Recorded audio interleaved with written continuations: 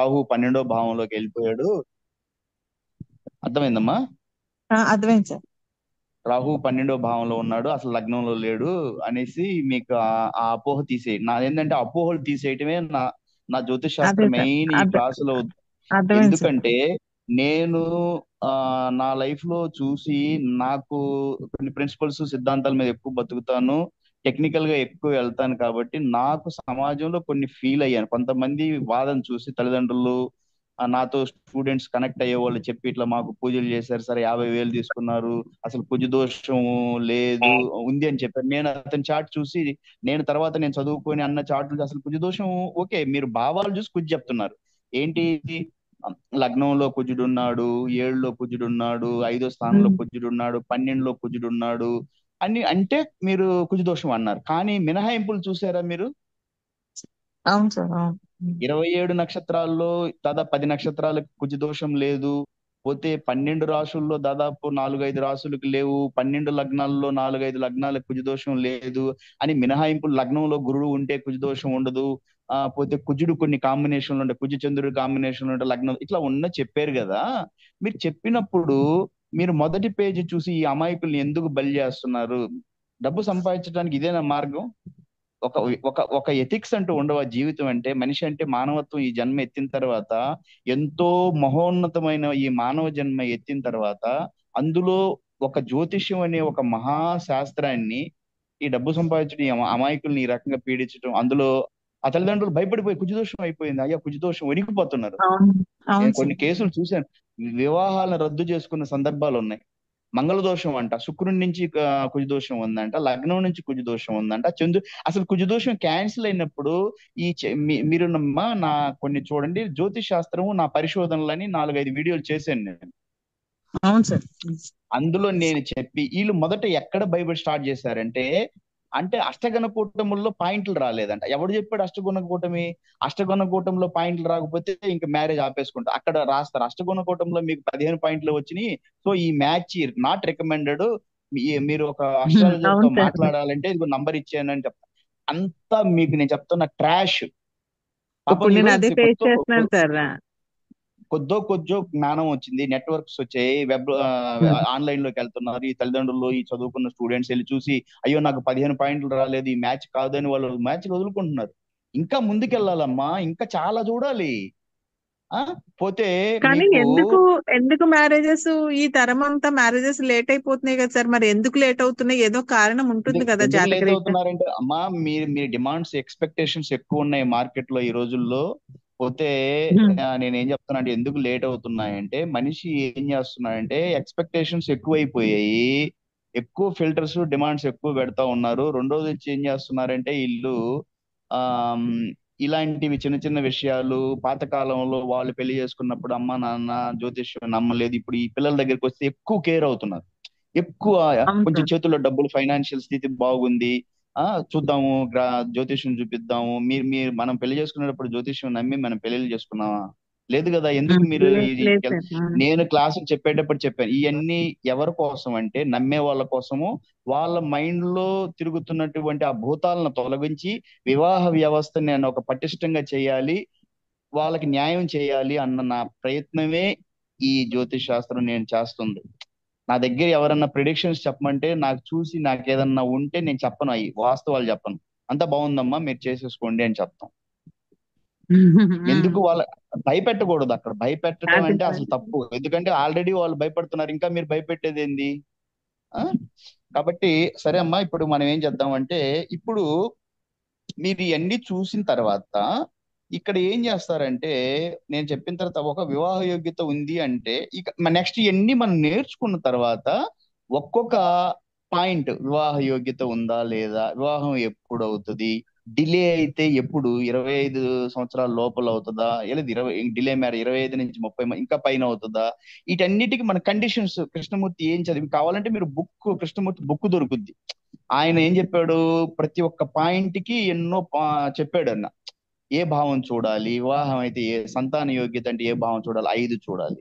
దానికి supporting house లేని 2-11. Okay, అప్పుడు సంతాన యోగ్యత అంటే 2-5-11, 5 మెయిన్ హౌస్ అవుతుంది, 2 సపోర్టింగ్ హౌస్ 11 సపోర్టింగ్ హౌస్.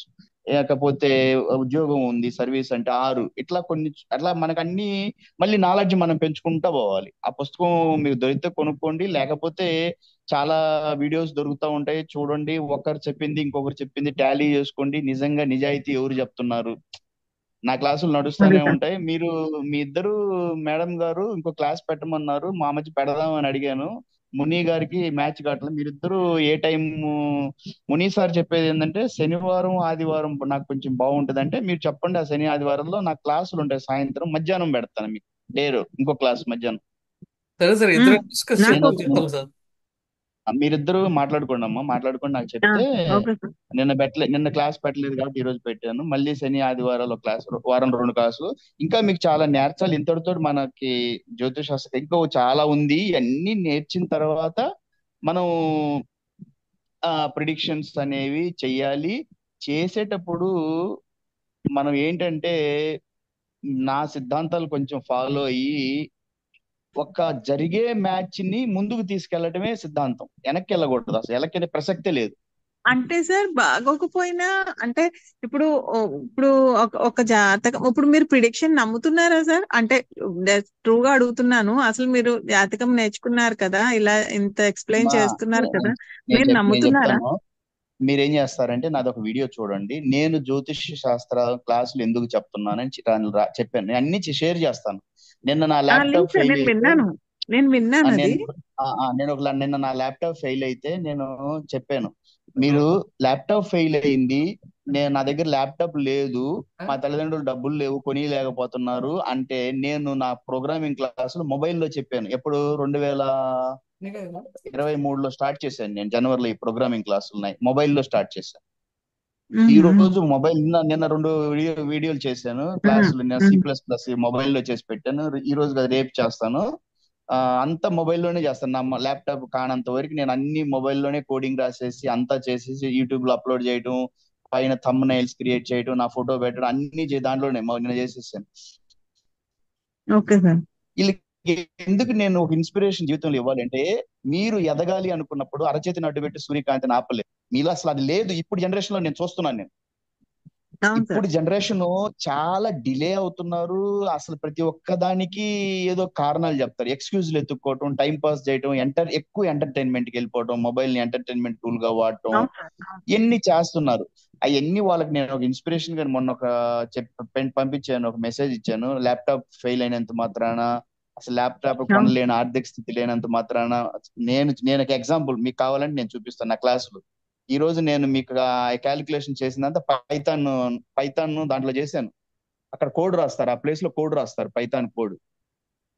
అది నేను నా బోర్డుగా వాడుకున్నాను. అది ఒక యాప్ అన్నమాట, పైడ్రైడ్ 3 అంటారు. పైథాన్ మొబైల్ యాప్ అది.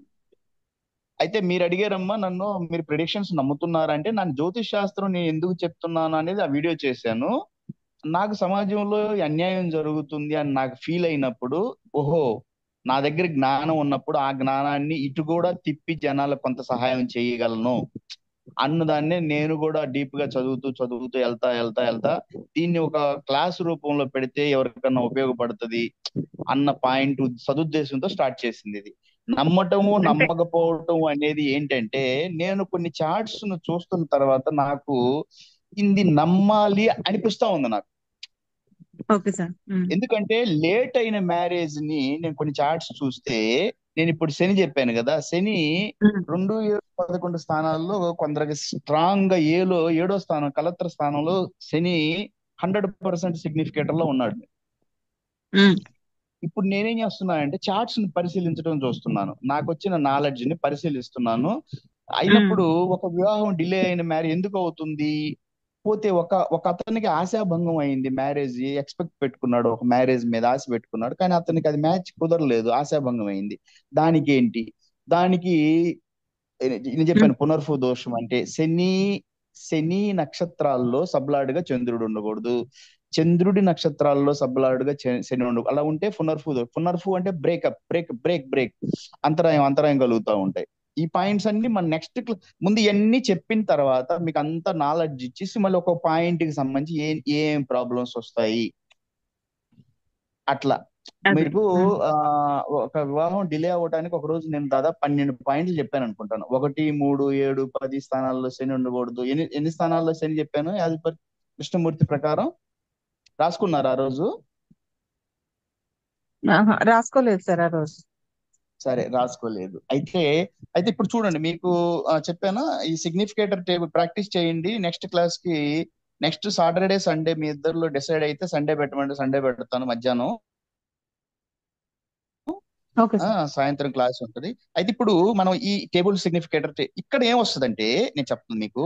ఒక్కొక్కసారి ఈ ఈ 9వ స్థానం ఉంది చూడండి, చంద్ర బుధ రాహు శుక్ర శని, ఇన్ని గ్రహాలు రాకపోవచ్చు.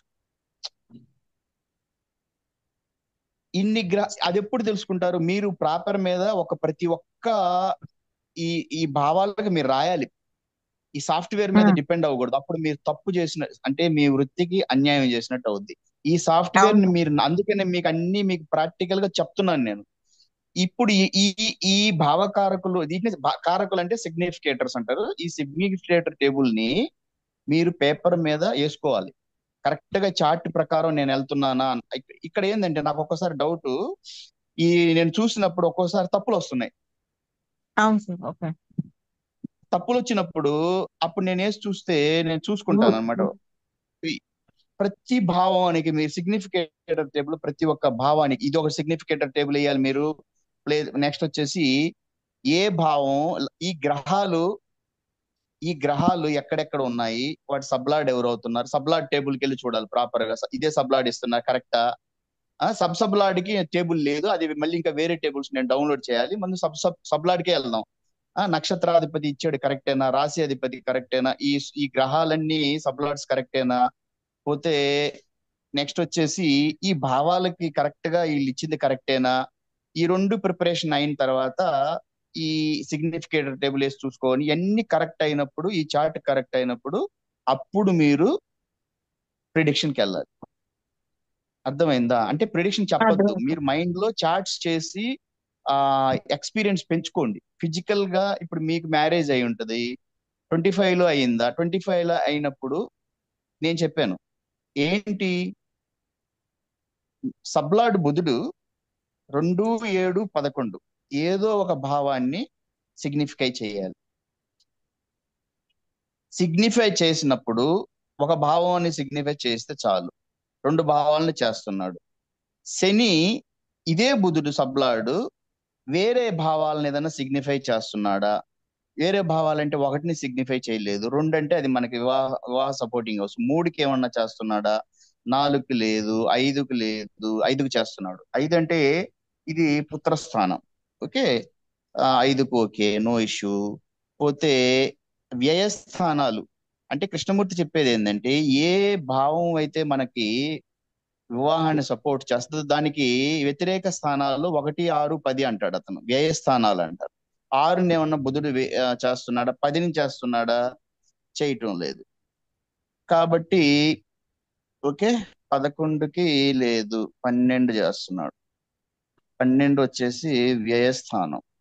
పోతే నెక్స్ట్ వచ్చి శని దృష్టి. శని దృష్టి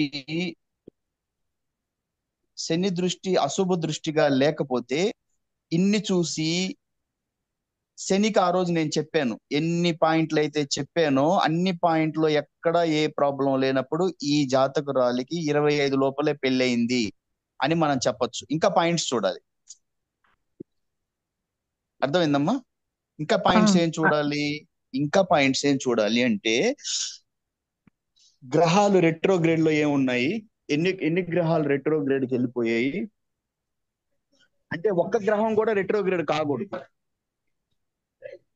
ఓకే సార్. 25 లోపల మ్యారేజ్ కావాలి అంటే ఒక్క గ్రహం కూడా రెట్రోగ్రేడ్ కాకూడదు.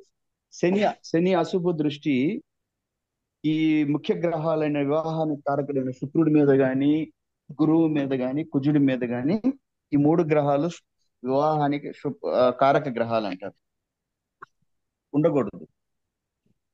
Okay sir. ఎన్ని పాయింట్స్ చెప్పాను శని గురించి? వివాహ యోగ్యత ఉందా లేదా అంటే, డిలే ఫర్ మ్యారేజ్ కి ఎన్ని చెప్పాను? 1, 3, 5, 7, 10 భావాల్లో శని ఒక దానిలో ఉంటే శుభస్థానాలకు అధిపతి కానప్పుడు డిలే ఫర్ మ్యారేజ్ అవుతుంది. మీకు శని ఓకే. దేంట్లో ఉన్నాడు? మీ భావం ఏ భావంలో ఉన్నాడు శని? 3 సార్. 3లో ఉన్నాడు. ఓకే, 3లో ఉన్నాడు అంటే డిలే ఫర్ మ్యారేజ్. ఓకే, శుభస్థానాలకు అధిపతి కానప్పుడు ఆ స్థానం ఏంటిది? అది 3వ స్థానం. ఏ స్థానం అది? చంద్రుడు సార్. కర్కాటకం. 3 చంద్రుడు, కర్కాటకం కర్కాటకం. సార్. కానీ లగ్నాన్ని నుంచి అది ఎన్నో స్థానం పడుతుంది? 3వ స్థానం సార్. మూడో స్థానం. దుస్థానమేగా. ఉమ్. 3వ స్థానం దుస్థానం. ఓకే, శని ఆ స్థానానికి అధిపతి కాడు, కానీ ఆ స్థానానికి అధిపతి ఎవరు? ఆ స్థానానికి 3వ చంద్రుడు స్థానానికి అధిపతి సార్. చంద్రుడు అధిపతి. ఓకే, ఆ స్థానానికి అతను ఆ దుస్థానానికి అధిపతి కాదు.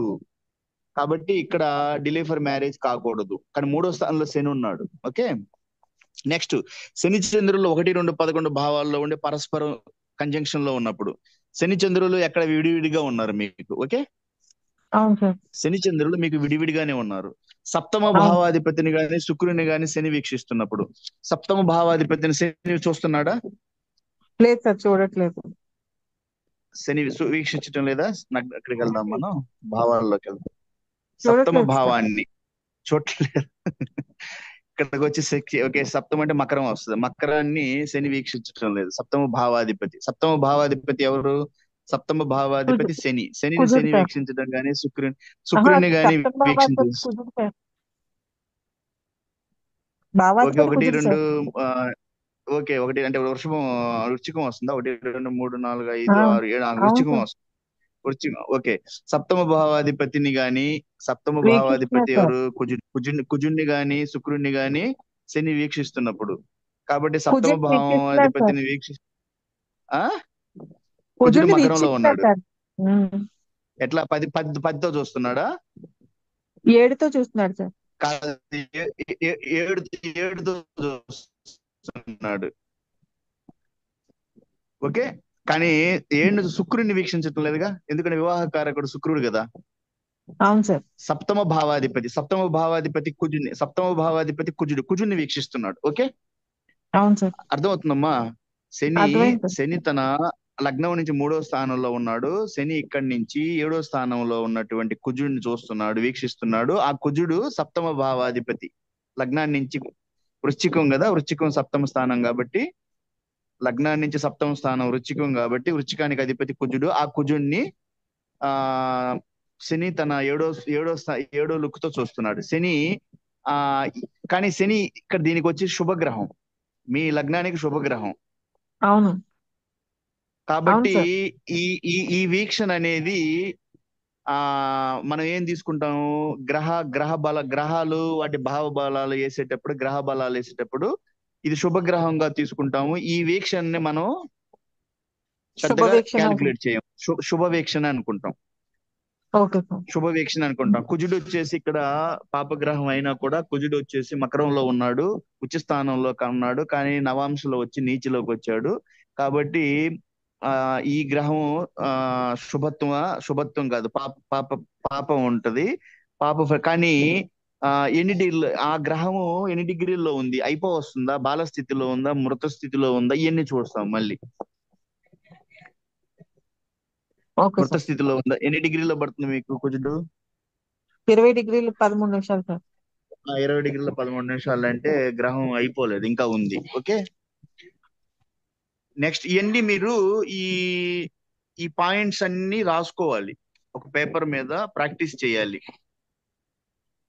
Okay sir. భావాలు డిలే ఫర్ మ్యారేజ్ అంటే ఎన్ని పాయింట్స్ ఉంటాయో అన్ని points.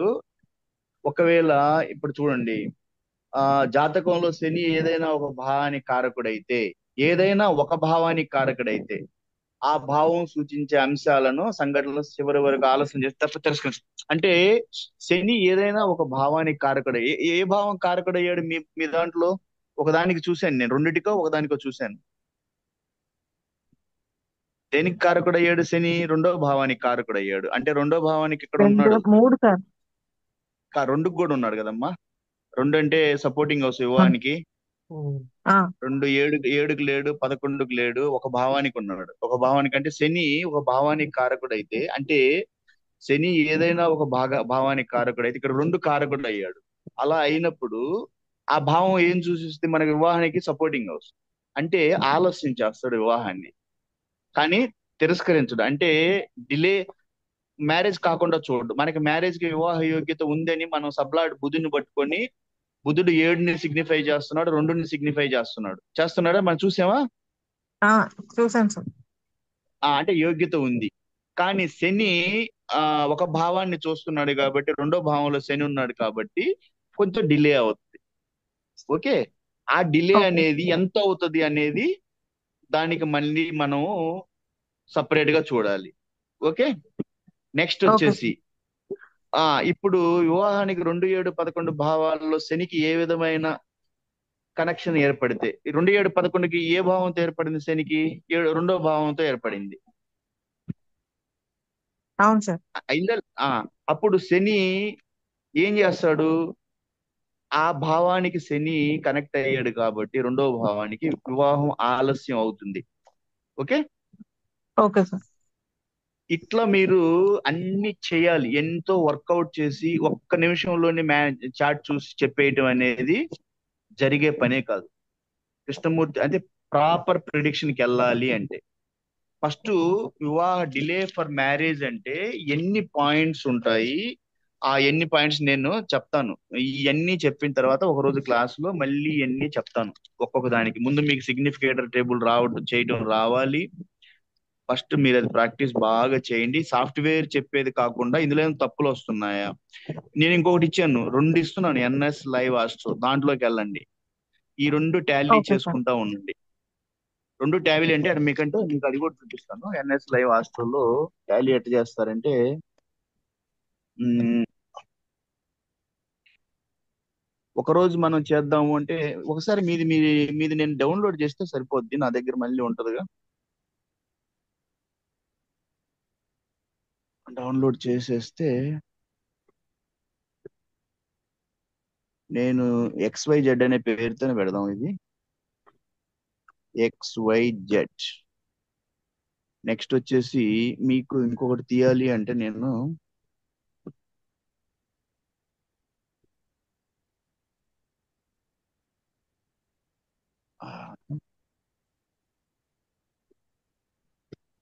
Free kundali,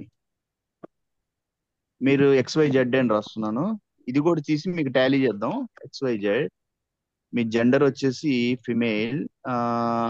birth date చెప్పమ్మా, డే చెప్పు. 27 సార్. ఆ రోజు మీకు చేసి చూపించాను అనుకుంటాను, చేశాను ఆ రోజు. ఏమవుతుంది? 8 ఇది ఓకే, ఇక్కడ వస్తున్నా. 27, 27. Next 27 sir. Second sir 27. ఫిబ్రవరి. ఓకే, 27, 27 ఫిబ్రవరి 2, 1977. 77 పోతే time 11:45, 11:45 AM. 45 hours. Okay, 00 seconds. Place of birth Annaparthi. Annaparthi, ఆ, ఇండియా. ఓకే, చూసుకోండి. 27 ఫిబ్రవరి 1977 ఫిమేల్ వచ్చి 11:45 అవర్స్ అన్నపర్తి జనరేట్. ఇక్కడ మనకి 27 ఫిబ్రవరి 1977 సండే వచ్చింది 11:40 అనపర్తి ఆంధ్రప్రదేశ్. ఈ కరెక్ట్ గా వచ్చినాయి డిగ్రీలు, లాటిట్యూడ్స్, లాంగిట్యూడ్స్ వచ్చినాయి. ఇప్పుడు మనం చార్ట్ కి వెళ్ళాలి. ఆ నక్షత్రం మృగశిర నక్షత్రం. ఓకే, ఇదంతా ఇదే. ఇప్పుడు చార్ట్ లో వచ్చి సిగ్నిఫికేటర్ టేబుల్ కి వెళ్దాము. సిగ్నిఫికేటర్ టేబుల్ లో మీకు ఇట్లా చెప్పాను, ABCD అని చెప్పాను చూడండి. Okay sir. ఏ వచ్చేసి ఏ అంటే 100%, బి అంటే 75%, BL అంటే భావాలార్డ్. ఏ భావంలో అయితే గ్రహం, ఏ భావానికి అధిపతి రాయాలి, ఆ ఆ భావ నక్షత్రాల్లో ఉన్న గ్రహాలు రాయాలి. ఆ భావంలో ఏ గ్రహం అయితే స్థితి అయిందిరా. ఇక్కడ చూడండి, మొదటికి మార్స్, మూన్, వీనస్. గుర్తుపెట్టుకోండి, ఏలో మార్స్, మూన్, సిలో ఎవరు లేరు, మార్స్, మూన్, వీనస్. ఇప్పుడు మీరు ఇక్కడికి వచ్చేయండి. కృష్ణమూర్తి వీళ్ళు చేసిన దాంట్లో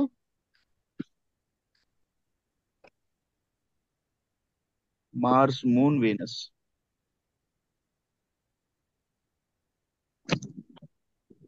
మార్స్, మూన్, వీనస్. ఎంతేనా? మార్స్ అంటే కుజుడమ్మా. అవును మూన్ సార్.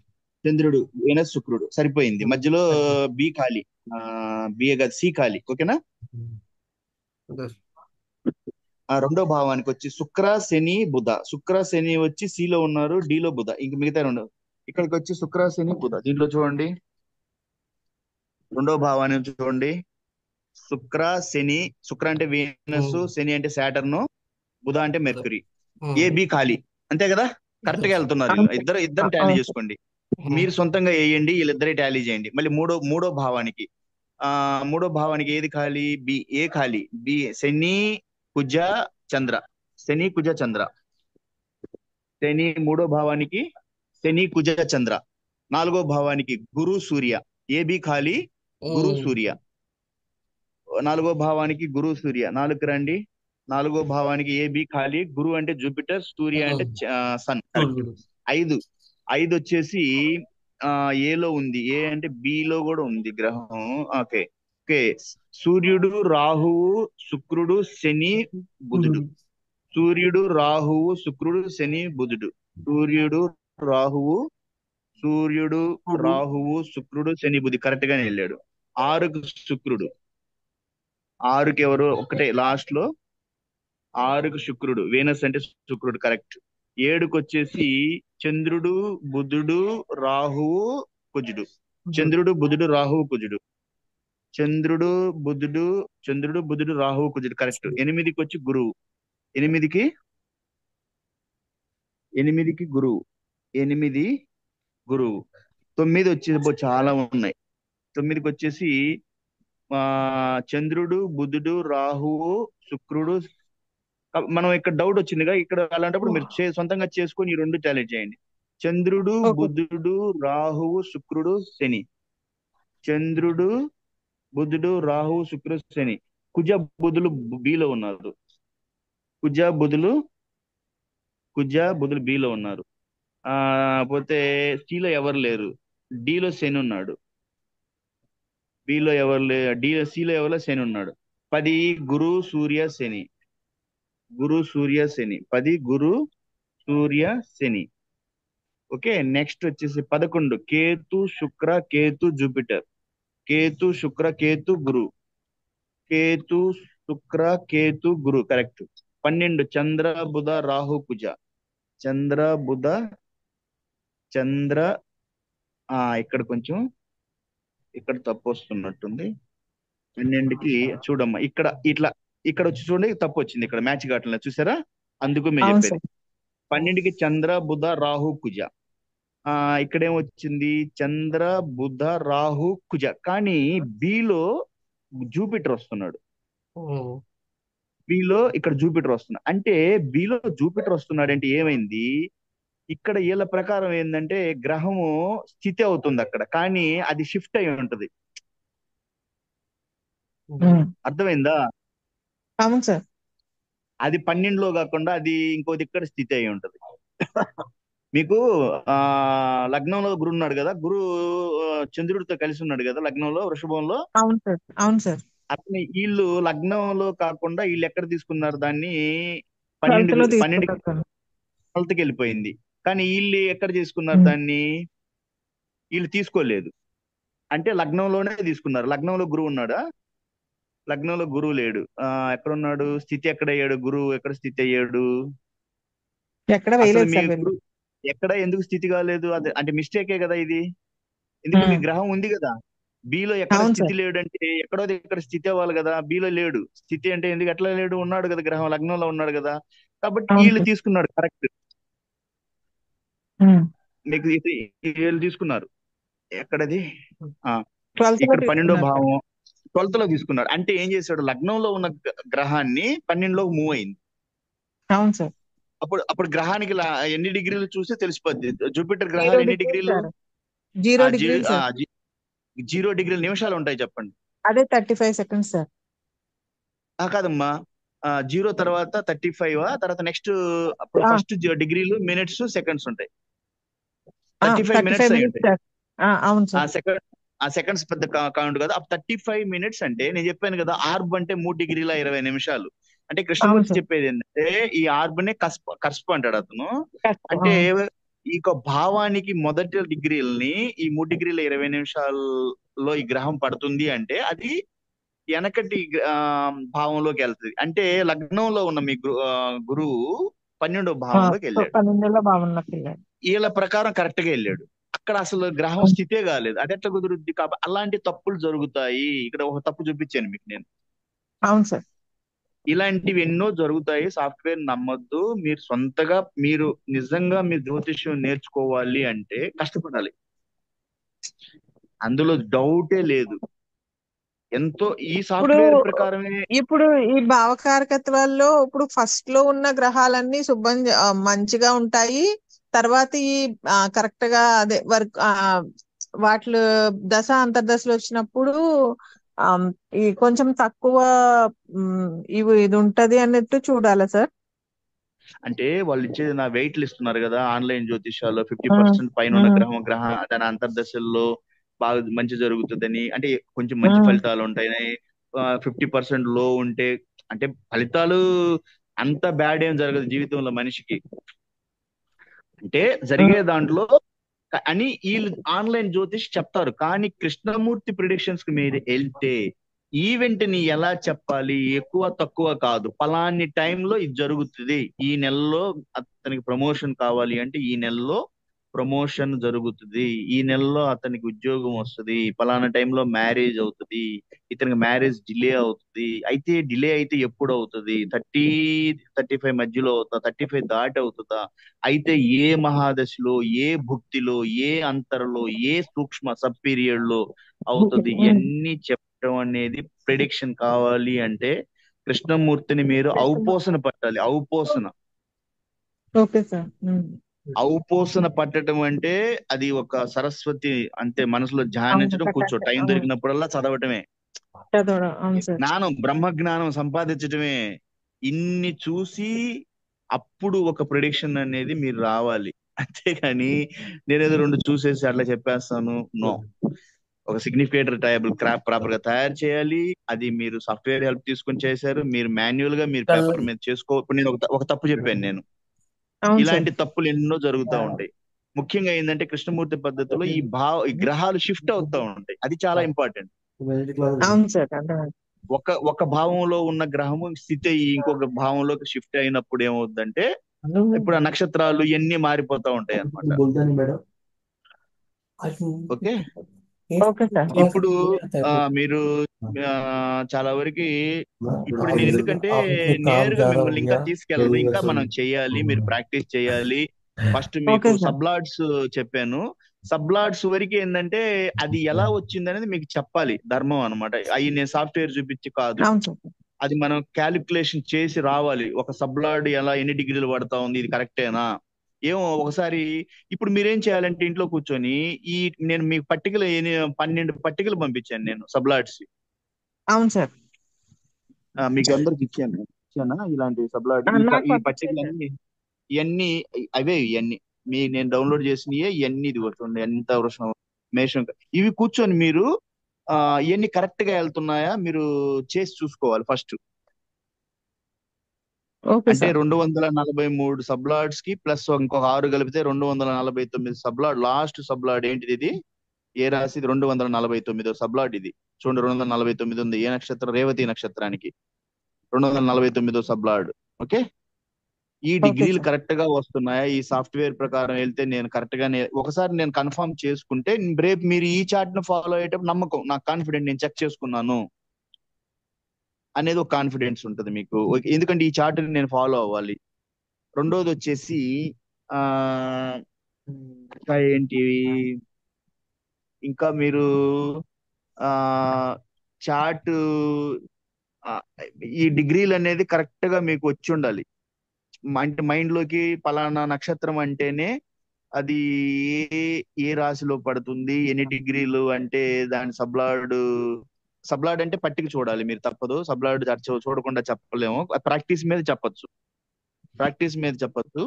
నేను చెప్పాను చూసారా మీకు, ఒక్కొక్క గ్రహానికి ఎన్ని డిగ్రీలు వస్తా ఉంది అది మీరు దేంట్లో ఇచ్చాను నేను, ఒక్కొక్క దానికి తీయండి. ఇది రేపు మీరు కూర్చొని చేసుకోండి ఇట్లాగా. ఏమొచ్చింది మనకి? ఇది వచ్చేసి ఫస్ట్ వచ్చేసి కేతుకి ఎన్ని డిగ్రీలు వచ్చింది? 46 నిమిషాల 40 సెకండ్లు. ఇదే టైం అన్నిటికీ అప్లై చేసుకోవాలి, ఇంకేం లేదు ఇక్కడ. శుక్రుడికి 2 డిగ్రీల 13